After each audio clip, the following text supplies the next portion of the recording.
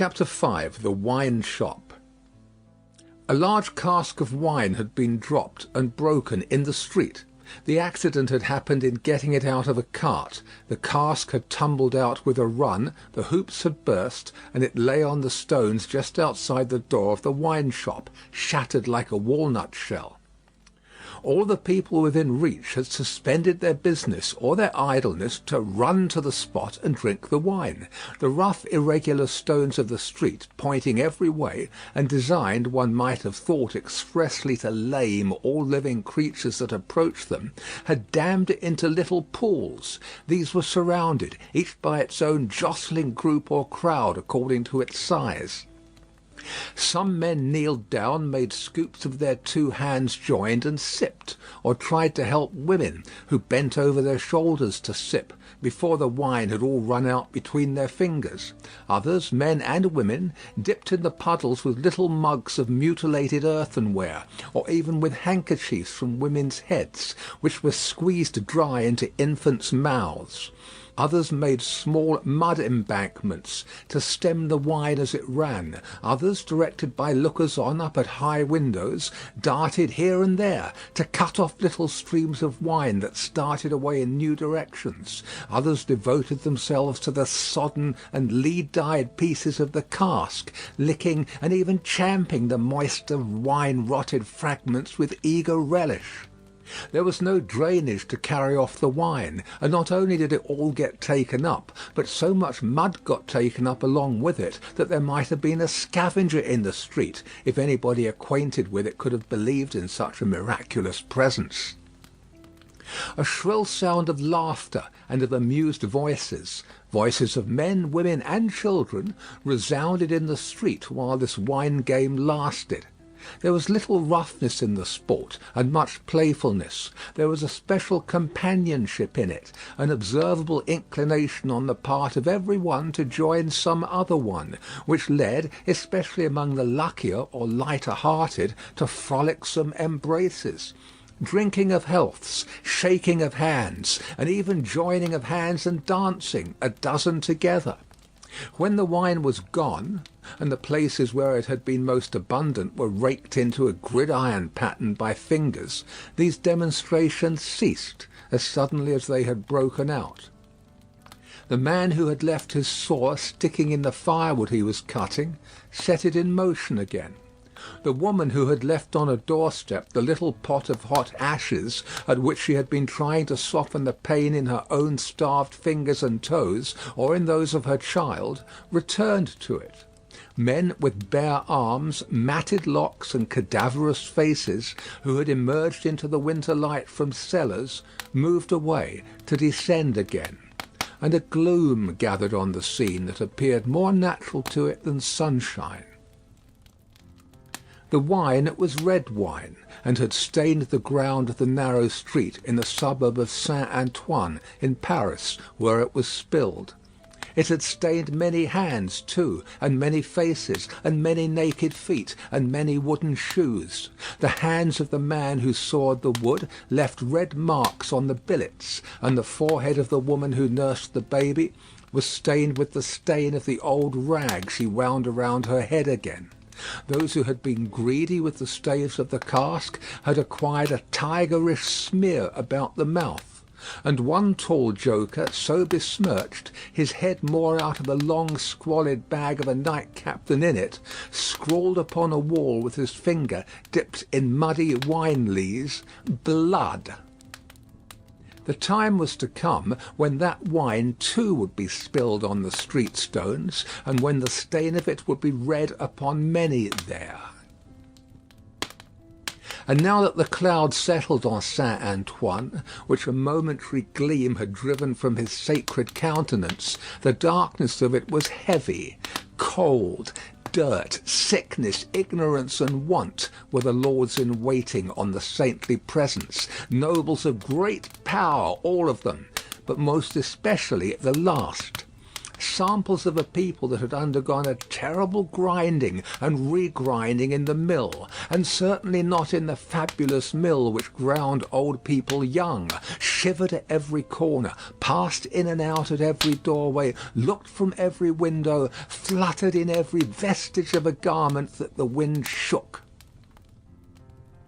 The mill which had worked them down was the mill that grinds young people old. The children had ancient faces and grave voices, and upon them and upon the grown faces, and ploughed into every furrow of age and coming up afresh, was the sigh hunger.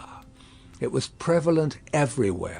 Hunger was pushed out of the tall houses in the wretched clothing that hung upon poles and lines. Hunger was patched into them with straw and rag and wood and paper. Hunger was repeated in every fragment of the small modicum of firewood that the man sawed off. Hunger stared down from the smokeless chimneys and started up from the filthy street that had no offal among its refuse of anything to eat. Hunger was the inscription on the baker's shelves, written into every small loaf of his scanty stock of bad bread. At the sausage shop, in every dead dog preparation that was offered for sale. Hunger rattled its dry bones among the roasting chestnuts in the turned cylinder. Hunger was shred into atomics in every farthing porringer of husky chips of potato, fried with some reluctant drops of oil. Its abiding place was in all things fitted to it. A narrow winding street full of offence and stench, with other narrow winding streets diverging, all peopled by rags and nightcaps, and all smelling of rags and nightcaps, and all visible things with a brooding look upon them that looked ill. In the hunted air of the people there was yet some wild beast thought of the possibility of turning at bay. Depressed and slinking though they were, eyes of fire were not wanting among them, nor compressed lips, white with what they suppressed, nor foreheads knitted into the likeness of the gallows rope they mused about enduring or inflicting. The trade signs, and they were almost as many as the shops, were all grim illustrations of want. The butcher and the porkman painted up only the leanest scrags of meat, the baker the coarsest of meagre loaves. The people rudely pictured as drinking in the wine shops croaked over their scanty measures of thin wine and beer, and were gloweringly confidential together. Nothing was represented in a flourishing condition, save tools and weapons. But the cutlers' knives and axes were sharp and bright, the smiths' hammers were heavy, and the gunmaker's stock was murderous. The crippling stones of the pavement, with their many little reservoirs of mud and water, had no footways, but broke off abruptly at the doors. The kennel, to make amends, ran down the middle of the street, when it ran at all, which was only after heavy rains, and then it ran by many eccentric fits into the houses. Across the streets, at wide intervals, one clumsy lamp was slung by a rope and pulley. At night, when the lamp lighter had let these down, and lighted and hoisted them again, a feeble grove of dim wicks swung in a sickly manner overhead, as if they were at sea. Indeed, they were at sea, and the ship and crew were in peril of tempest.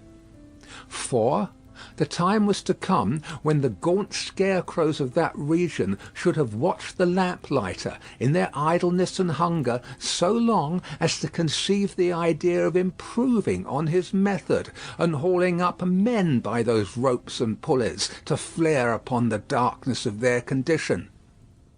But the time was not come yet, and every wind that blew over France shook the rags of the scarecrows in vain, for the birds, fine of song and feather, took no warning. The wine shop was a corner shop, better than most others in its appearance and degree, and the master of the wine shop had stood outside it, in a yellow waistcoat and green breeches, looking on at the struggle for the lost wine. "It's not my affair," said he, with a final shrug of the shoulders. "The people from the market did it. Let them bring another." There, his eyes happening to catch the tall joker writing up the joke, he called to him across the way, "Say then, my Gaspard, what do you do there?" The fellow pointed to his joke with immense significance, as is often the way with his tribe. It missed its mark, and completely failed, as is often the way with his tribe too. "What now? Are you a subject for the mad hospital?" said the wine shop keeper, crossing the road and obliterating the jest with a handful of mud picked up for the purpose and smeared over it. "Why do you write in the public streets? Tell me thou, is there no other place to write such words in?" In his expostulation he dropped his cleaner hand, perhaps accidentally, perhaps not, upon the joker's heart. The joker rapped it with his own, took a nimble spring upward, and came down in a fantastic dancing attitude, with one of his stained shoes jerked off his foot into his hand and held out. A joker of an extremely, not to say wolfishly practical character, he looked under those circumstances. Put it on," said the other. "Call wine, wine, and finish there." With that advice he wiped his soiled hand upon the joker's dress, such as it was, quite deliberately, as having dirtied the hand on his account, and then recrossed the road and entered the wine shop. The wine shop keeper was a bull-necked, martial-looking man of 30, and he should have been of a hot temperament, for, although it was a bitter day, he wore no coat, but carried one slung over his shoulder. His shirt sleeves were rolled up too, and his brown arms were bare to the elbows. Neither did he wear anything more on his head than his own crisply curling short dark hair. He was a dark man altogether, with good eyes and a good bold breadth between them. Good-humoured looking on the whole, but implacable looking too, evidently a man of a strong resolution and a set purpose, a man not desirable to be met, rushing down a narrow pass with a gulf on either side, for nothing would turn the man. Madame Defarge, his wife, sat in the shop behind the counter as he came in. Madame Defarge was a stout woman of about his own age, with a watchful eye that seldom seemed to look at anything, a large hand heavily ringed, a steady face, strong features, and great composure of manner. There was a character about Madame Defarge, from which one might have predicated that she did not often make mistakes against herself in any of the reckonings over which she presided. Madame Defarge, being sensitive to cold, was wrapped in fur, and had a quantity of bright shawl twined about her head, though not to the concealment of her large earrings. Her knitting was before her, but she had laid it down to pick her teeth with a toothpick. Thus engaged, with her right elbow supported by her left hand, Madame Defarge said nothing when her lord came in, but coughed just one grain of cough. This, in combination with the lifting of her darkly defined eyebrows over her toothpick by the breadth of a line, suggested to her husband that he would do well to look round the shop among the customers for any new customer who had dropped in while he stepped over the way. The wine-shop keeper accordingly rolled his eyes about until they rested upon an elderly gentleman and a young lady who were seated in a corner. Other company were there, 2 playing cards, 2 playing dominoes, 3 standing by the counter, lengthening out a short supply of wine. As he passed behind the counter, he took notice that the elderly gentleman said in a look to the young lady, "This is our man." "What the devil do you do in that galley there?" said Monsieur Defarge to himself. "I don't know you." But he feigned not to notice the 2 strangers, and fell into discourse with the triumvirate of customers who were drinking at the counter. "How goes it, Jacques?" said one of these 3 to Monsieur Defarge. "Is all the spilt wine swallowed?" "Every drop, Jacques," answered Monsieur Defarge. When this interchange of Christian name was effected, Madame Defarge, picking her teeth with her toothpick, coughed another grain of cough, and raised her eyebrows by the breadth of another line. "It is not often," said the second of the three, addressing Monsieur Defarge, "that many of these miserable beasts know the taste of wine, or of anything but black bread and death. Is it not so, Jacques?" "It is so, Jacques," Monsieur Defarge returned. At this second interchange of the Christian name, Madame Defarge, still using her toothpick with profound composure, coughed another grain of cough, and raised her eyebrows by the breadth of another line. The last of the three now said his say, as he put down his empty drinking vessel and smacked his lips. "Ah, so much the worse. A bitter taste it is that such poor cattle always have in their mouths, and hard lives they live, Jacques. Am I right, Jacques?" "You are right, Jacques," was the response of Monsieur Defarge. This third interchange of the Christian name was completed at the moment when Madame Lafarge put her toothpick by, kept her eyebrows up, and slightly rustled in her seat. "Hold, then. True," muttered her husband. "Gentlemen, my wife." The three customers pulled off their hats to Madame Lafarge with three flourishes. She acknowledged their homage by bending her head and giving them a quick look. Then she glanced in a casual manner round the wine shop, took up her knitting with great apparent calmness and repose of spirit, and became absorbed in it. "Gentlemen," said her husband, who had kept his bright eye observantly upon her, "good day. The chamber, furnished bachelor fashion, that you wished to see, and were inquiring for when I stepped out, is on the 5th floor. The doorway of the staircase gives on the little courtyard close to the left here," pointing with his hand, "near to the window of my establishment. But, now that I remember, one of you has already been there, and can show the way. Gentlemen, adieu." They paid for their wine, and left the place. The eyes of Monsieur Defarge were studying his wife at her knitting, when the elderly gentleman advanced from his corner, and begged the favour of a word. "Willingly, sir," said Monsieur Defarge, and quietly stepped with him to the door. Their conference was very short, but very decided. Almost at the first word, Monsieur Defarge started, and became deeply attentive. It had not lasted a minute, when he nodded and went out. The gentleman then beckoned to the young lady, and they too went out. Madame Defarge knitted with nimble fingers and steady eyebrows, and saw nothing. Mr. Jarvis Lorry and Miss Manette, emerging from the wine shop thus, joined Monsieur Defarge in the doorway, to which he had directed his own company just before.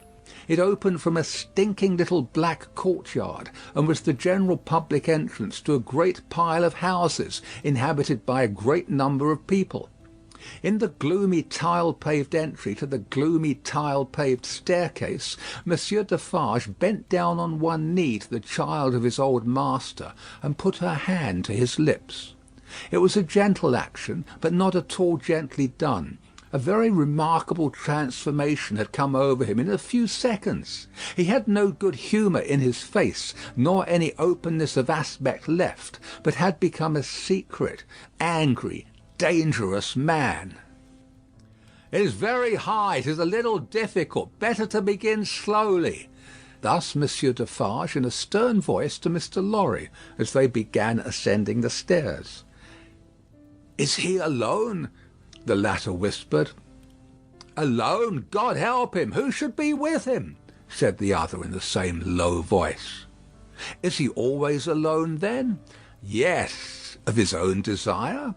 "Of his own necessity, as he was when I first saw him after they found me, and demanded to know if I would take him, and at my peril be discreet, as he was then, so he is now."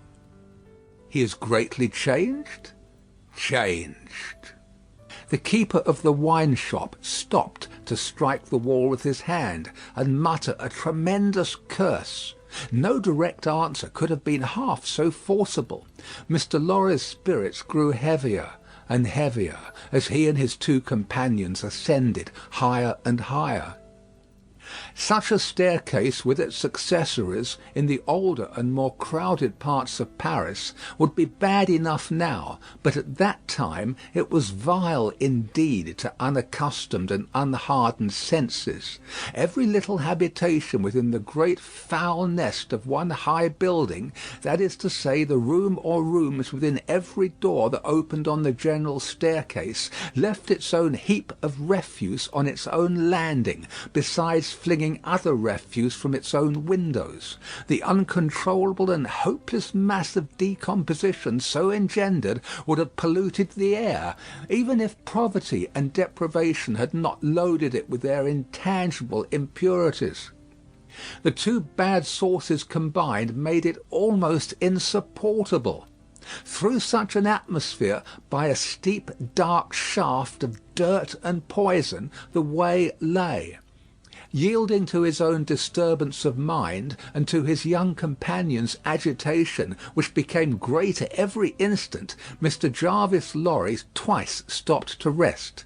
Each of these stoppages was made as a doleful grating, by which any languishing good airs that were left uncorrupted seemed to escape, and all spoilt and sickly vapours seemed to crawl in. Through the rusted bars, tastes rather than glimpses were caught of the jumbled neighbourhood, and nothing within range, nearer or lower than the summits of the two great towers of Notre Dame, had any promise on it of healthy life or wholesome aspirations. At last the top of the staircase was gained, and they stopped for the third time. There was yet an upper staircase, of a steeper inclination and of contracted dimensions, to be ascended before the garret story was reached. The keeper of the wine shop, always going a little in advance, and always going on the side which Mr. Lorry took, as though he dreaded to be asked any question by the young lady, turned himself about here, and carefully feeling in the pockets of the coat he carried over his shoulder, took out a key. "The door is locked, then, my friend?" said Mr. Lorry, surprised. "Ah, yes," was the grim reply of Monsieur Defarge. "You think it necessary to keep the unfortunate gentleman so retired?" "I think it necessary to turn the key." Monsieur Defarge whispered it closer in his ear, and frowned heavily. "Why?" "Why? Because he has lived so long locked up that he would be frightened, rave, tear himself to pieces, die, come to I know not what harm, if his door was left open." "Is it possible?" exclaimed Mr. Lorry. "It is possible," repeated Defarge bitterly. "Yes, and a beautiful world we live in, when it is possible, and when many other such things are possible, and not only possible, but done. Done, see you, under that sky there, every day. Long live the devil! Let us go on." This dialogue had been held in so very low a whisper that not a word of it had reached the young lady's ears; but by this time she trembled under such strong emotion, and her face expressed such deep anxiety, and above all such dread and terror, that Mr. Lorry felt it incumbent on him to speak a word or two of reassurance. "Courage, dear miss, courage. Business. The worst will be over in a moment. It is but passing the room door, and the worst is over. Then all the good you bring to him, all the relief, all the happiness you bring to him, begin. Let our good friend here assist you on that side. That's well, friend Defarge. Come now, business, business." They went up slowly and softly. The staircase was short, and they were soon at the top. There, as it had an abrupt turn in it, they came all at once in sight of three men, whose heads were bent down close together at the side of a door, and who were intently looking into the room to which the door belonged, through some chinks or holes in the wall. On hearing footsteps close at hand, these three turned, and rose, and showed themselves to be the three of one name who had been drinking in the wine shop. "I forgot them in the surprise of your visit," explained Monsieur Defarge. "Leave us, good boys. We have business here." The three glided by and went silently down. There appearing to be no other door on that floor, and the keeper of the wine shop going straight to this one when they were left alone, Mr. Lorry asked him in a whisper, with a little anger, "Do you make a show of Monsieur Manette?" "I show him in the way you have seen to a chosen few." "Is that well?" "I think it is well." "Who are the few? How do you choose them?" "I choose them as real men of my name. Jacques is my name, to whom the sight is likely to do good. Enough, you are English. That is another thing. Stay there, if you please, a little moment." With an admonitory gesture to keep him back, he stooped and looked in through the crevice in the wall. Soon raising his head again, he struck twice or thrice upon the door, evidently with no other object than to make a noise there. With the same intention, he drew the key across it 3 or 4 times before he put it clumsily into the lock and turned it as heavily as he could.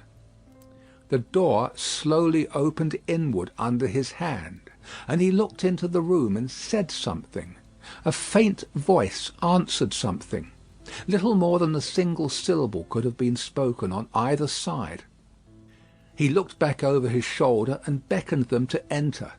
Mr. Lorry got his arm securely round the daughter's waist and held her, for he felt that she was sinking.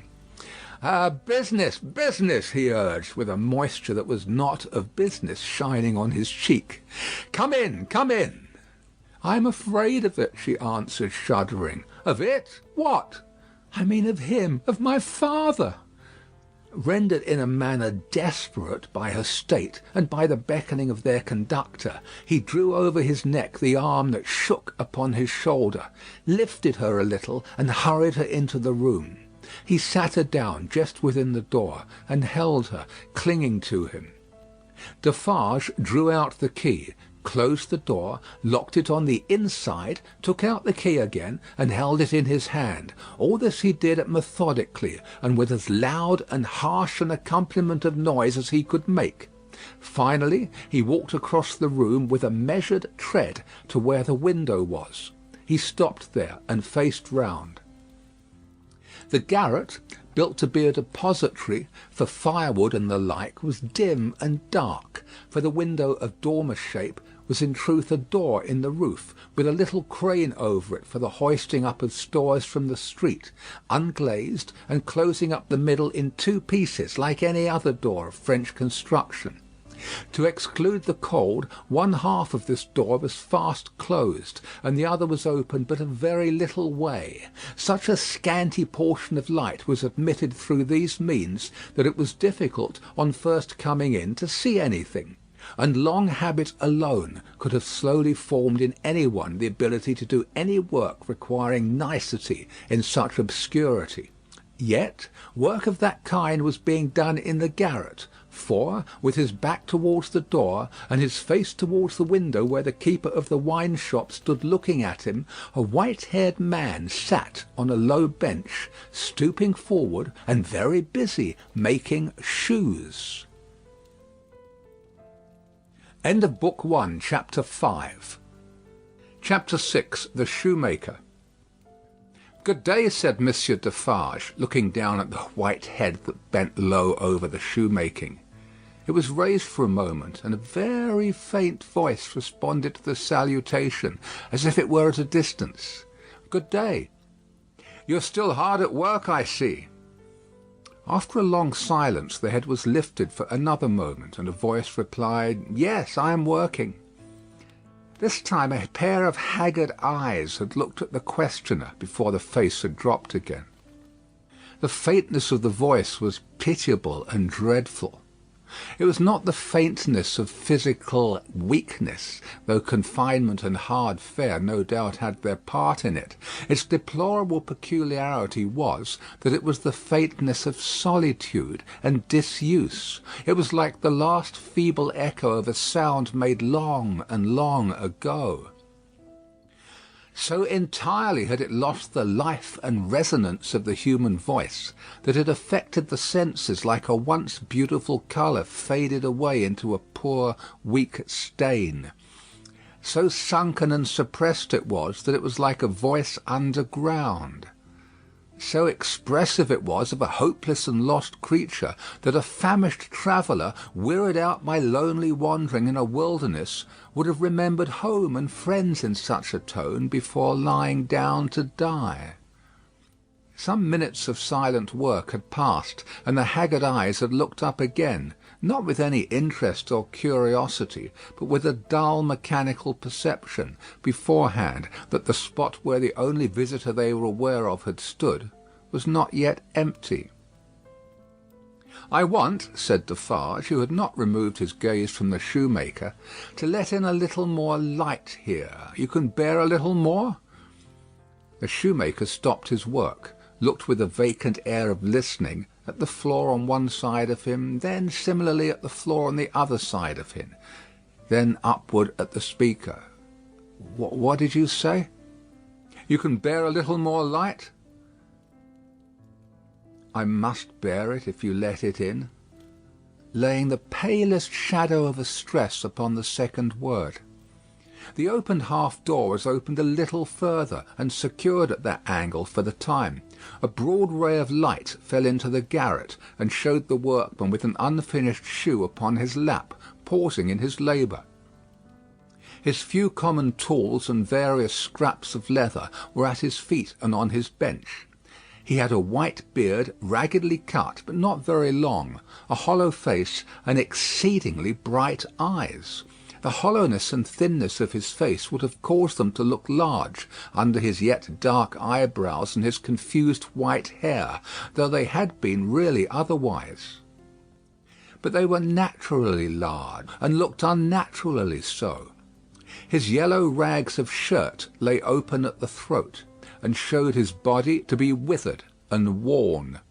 He and his old canvas frock, and his loose stockings, and all his poor tatters of clothes had, in a long seclusion from direct light and air, faded down to such a uniformity of parchment yellow that it would have been hard to say which was which. He had put up a hand between his eyes and the light, and the very bones of it seemed transparent. So he sat, with a steadfastly vacant gaze, pausing in his work.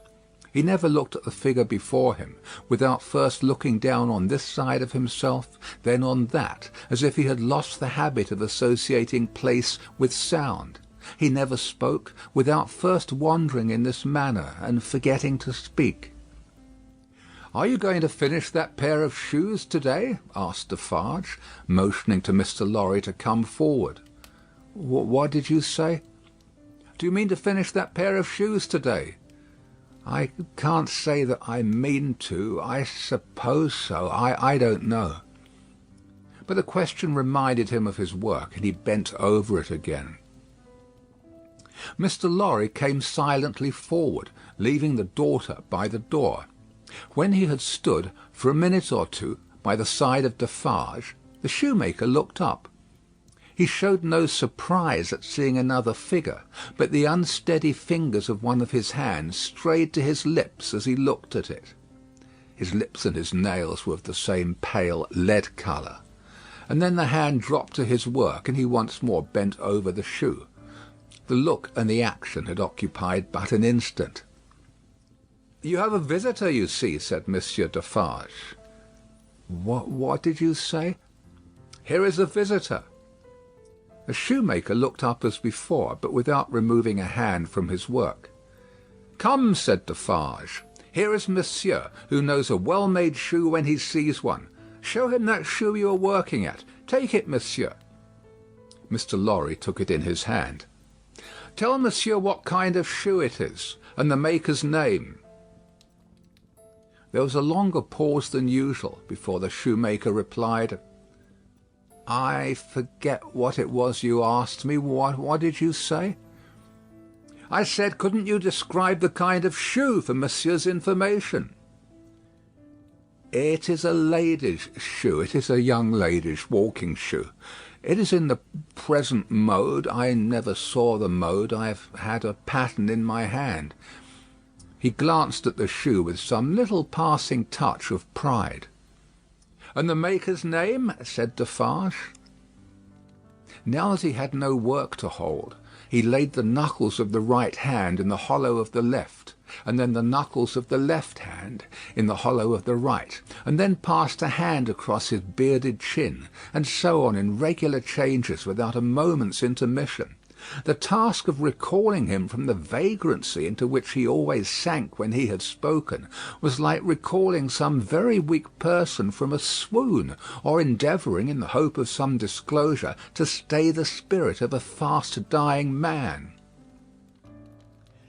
Did you ask me for my name? Assuredly I did. 105 North Tower. Is that all? 105 North Tower. With a weary sound that was not a sigh nor a groan, he bent to work again, until the silence was again broken. "You're not a shoemaker by trade," said Mr. Lorry, looking steadfastly at him. His haggard eyes turned to Defarge, as if he would have transferred the question to him; but as no help came from that quarter, they turned back on the questioner when they had sought the ground. "I am not a shoemaker by trade. No, I was not a shoemaker by trade. I learnt it here. I taught myself. I asked leave to—" He lapsed away, even for minutes, ringing those measured changes on his hands the whole time. His eyes came slowly back, at last, to the face from which they had wandered. When they rested on it, he started, and resumed, in the manner of a sleeper that moment awake, reverting to a subject of last night. "I asked leave to teach myself, and I got it with much difficulty after a long while, and I have made shoes ever since." As he held out his hand for the shoe that had been taken from him, Mr. Lorry said, still looking steadfastly in his face, "Monsieur Manette, do you remember nothing of me?" The shoe dropped to the ground, and he sat looking fixedly at the questioner. "Monsieur Manette," Mr. Lorry laid his hand upon Defarge's arm, "do you remember nothing of this man? Look at him. Look at me. Is there no old banker, no old business, no old servant, no old time rising in your mind, Monsieur Manette?"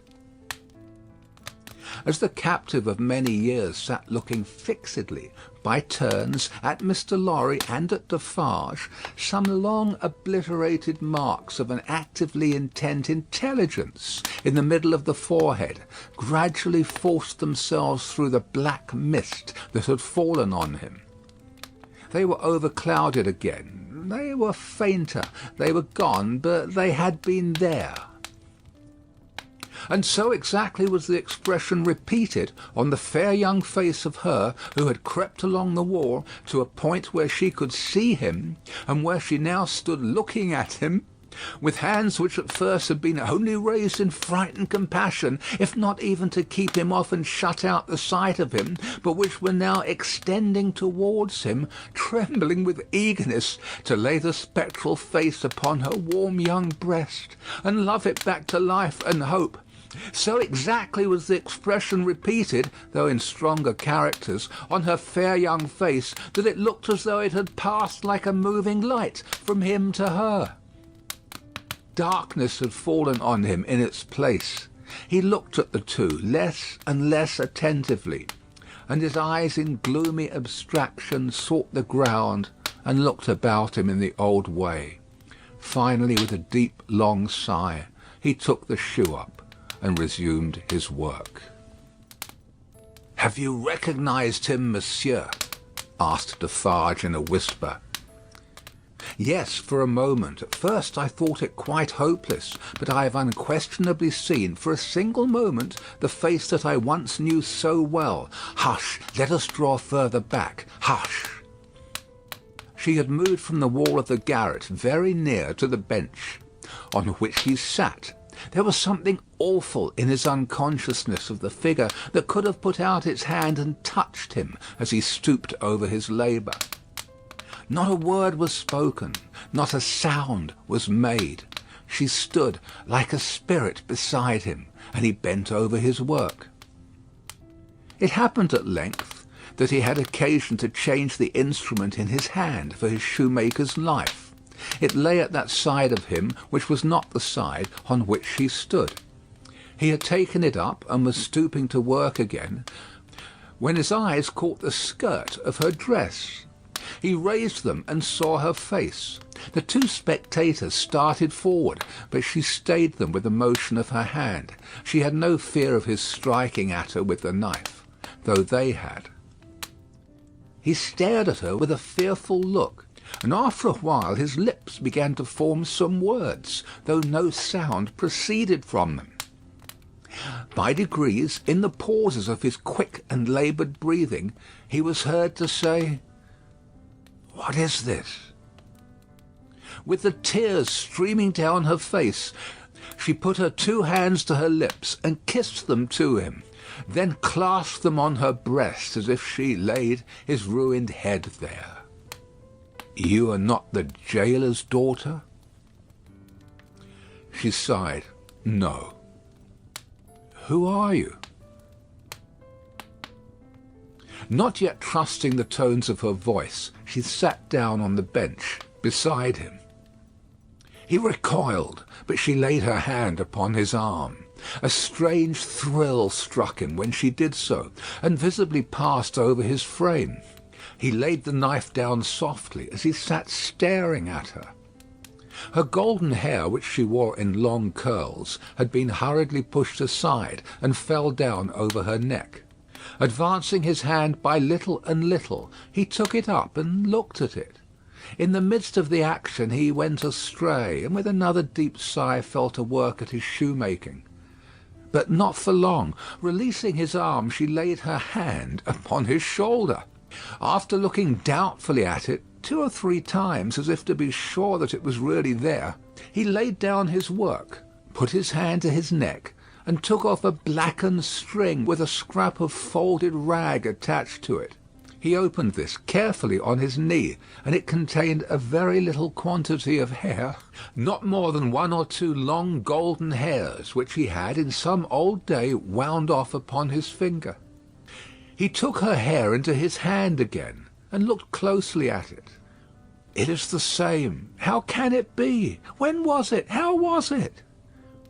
As the concentrated expression returned to his forehead, he seemed to become conscious that it was in hers too. He turned her full to the light and looked at her. She had laid her head upon my shoulder that night when I was summoned out. She had a fear of my going, though I had none. And when I was brought to the North Tower, they found these upon my sleeve. "You will leave me then? They can never help me to escape in the body, though they may in the spirit." Those were the words I said. I remember them very well. He formed this speech with his lips many times before he could utter it. But when he did find spoken words for it, they came to him coherently, though slowly. How was this? Was it you? Once more the two spectators started as he turned upon her with a frightful suddenness. But she sat perfectly still in his grasp, and only said in a low voice, "I entreat you, good gentlemen, do not come near us, do not speak, do not move." "Hark!" he exclaimed. Whose voice was that? His hands released her as he uttered this cry, and went up to his white hair, which they tore in a frenzy. It died out, as everything but his shoemaking did die out of him, and he refolded his little packet, and tried to secure it in his breast, but he still looked at her, and gloomily shook his head.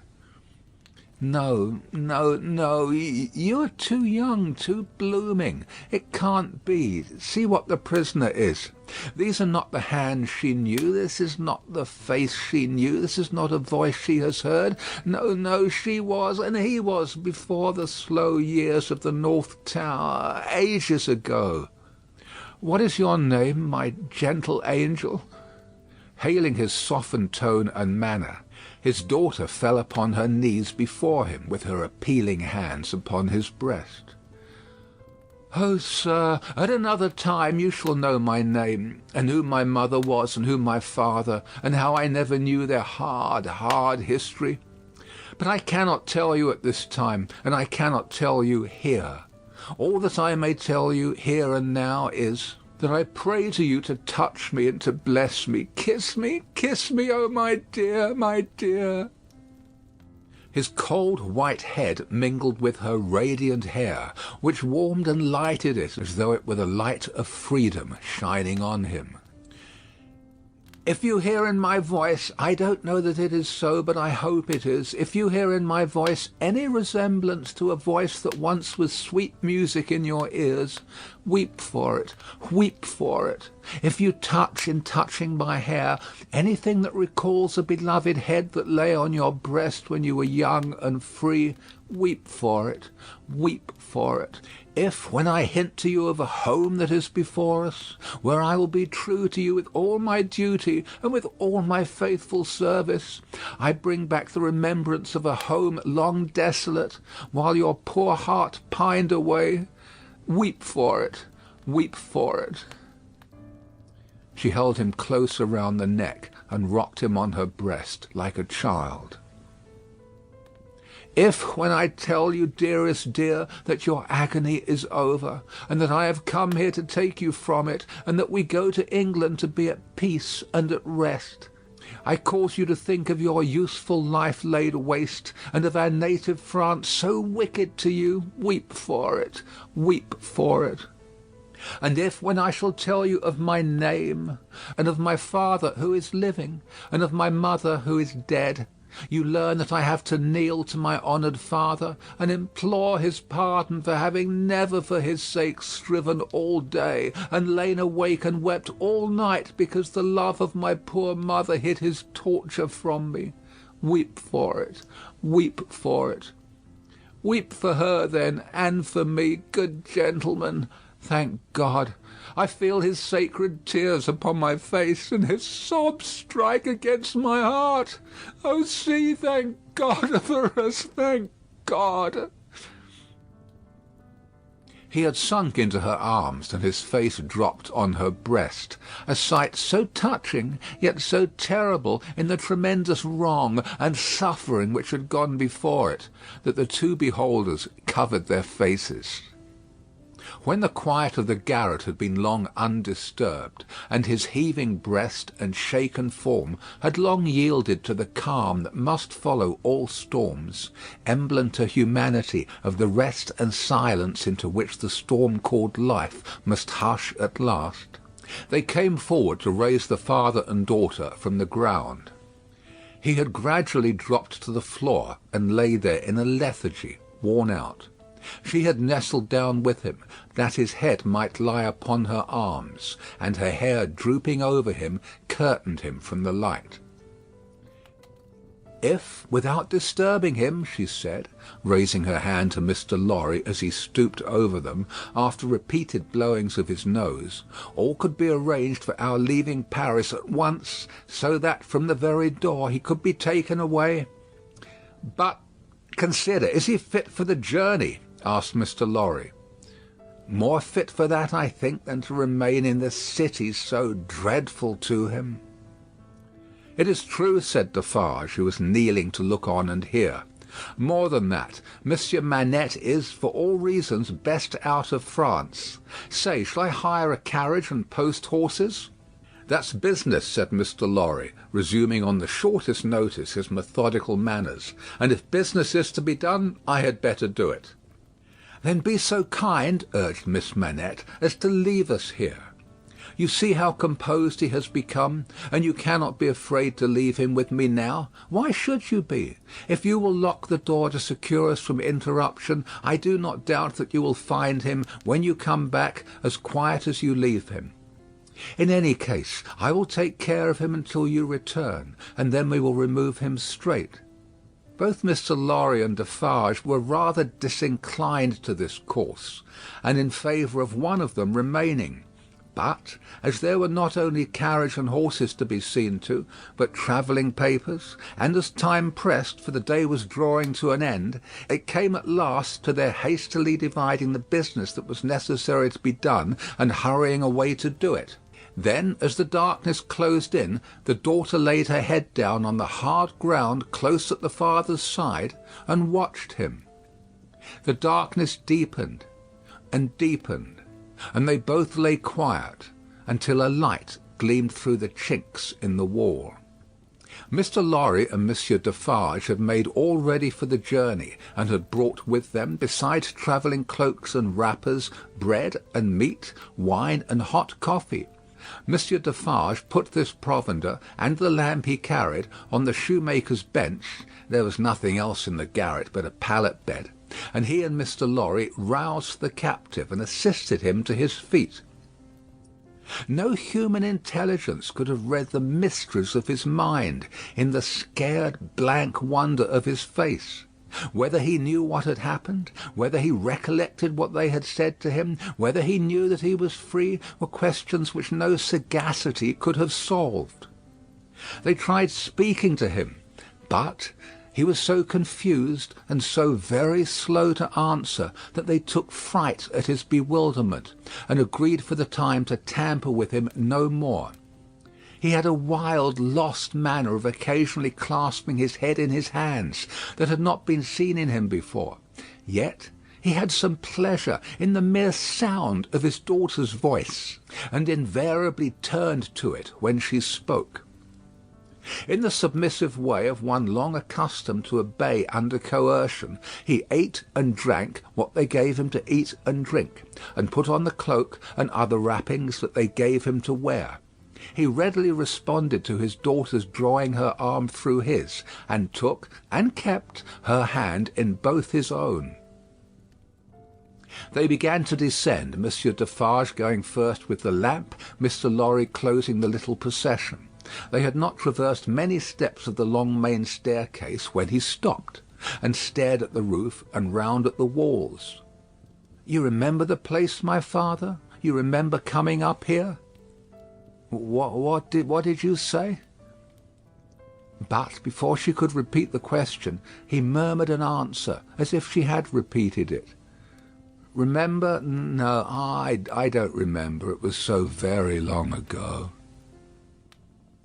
That he had no recollection whatever of his having been brought from his prison to that house was apparent to them.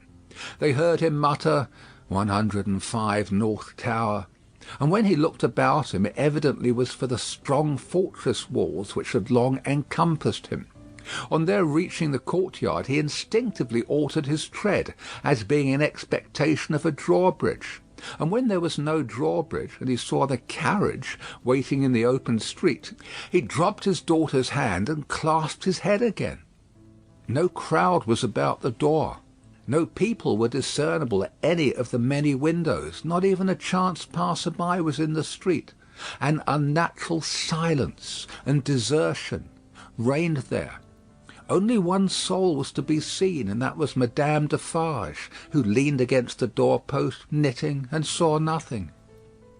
The prisoner had got into a coach, and his daughter had followed him, when Mr. Lorry's feet were arrested on the step by his asking, miserably, for his shoemaking tools and the unfinished shoes.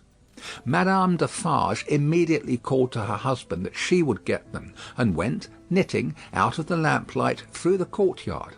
She quickly brought them down and handed them in, and immediately afterwards leaned against the door-post, knitting, and saw nothing. Defarge got upon the box and gave the word, "To the barrier!" The postilion cracked his whip, and they clattered away under the feeble over-swinging lamps. Under the over-swinging lamps, swinging ever brighter in the better streets, and ever dimmer in the worse, and by lighted shops, gay crowds, illuminated coffee-houses, and theatre doors to one of the city gates. Soldiers with lanterns at the guard-house there. "Your papers, travellers!" "See here, then, monsieur the officer," said Defarge, getting down and taking him gravely apart. "These are the papers of monsieur inside, with the white head. They were consigned to me with him at the—" He dropped his voice. There was a flutter among the military lanterns, and one of them being handed into the coach by an arm in uniform. The eyes connected with the arm looked, not an everyday or an every night look, at monsieur with the white head. "It is well. Forward," from the uniform. "Adieu," from Defarge. And so, under a short grove of feebler and feebler over-swinging lamps, out under the great grove of stars. Beneath that arch of unmoved and eternal lights, some so remote from this little earth that the learned tell us it is doubtful whether their rays have even yet discovered it, as a point in space where anything is suffered or done, the shadows of the night were broad and black. All through the cold and restless interval, until dawn, they once more whispered in the ears of Mr. Jarvis Lorry, sitting opposite the buried man who had been dug out, and wondering what subtle powers were for ever lost to him, and what were capable of restoration, the old inquiry, "I hope you care to be recalled to life?" And the old answer, "I can't say." End of Book 1, Chapter 6.